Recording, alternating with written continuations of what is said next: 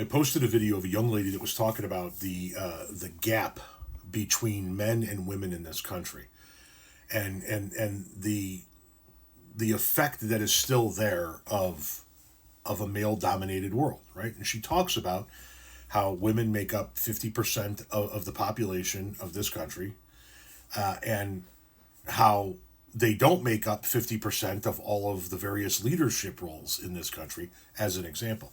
This person here says, leftists have this fallacy that anyone in power divides up the benefits with everyone in their demographic.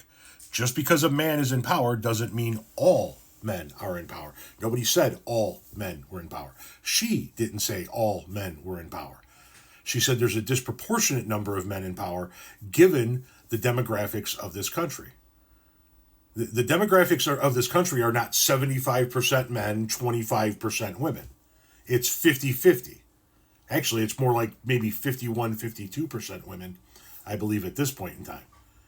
But you do not see a 50-50 share in leadership, ownership, and positions of power. You do not see a 50-50 share of women CEOs to men CEOs. You do not see a 50-50 split in women-owned sports teams and men-owned sports teams. You do not see a 50-50 split in women in corporate power. In you pick a fucking field. I mean, any goddamn field that you do, and that you see in society with the 50-50 split in the demographics. That's what she's saying. You just literally took it to, well, not all men.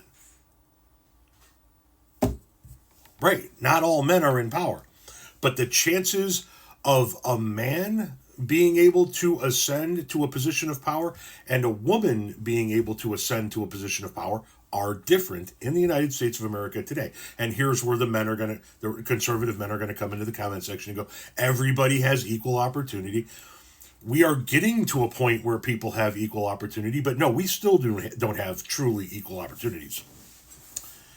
Because there is still a mindset that exists in certain circles, especially the circles of power, that it needs to be a man.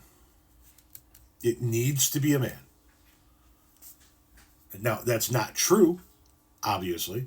And that's not true all the way up to and including elected positions. There are many women heads of state throughout history that have done extraordinarily well, better than their male counterparts.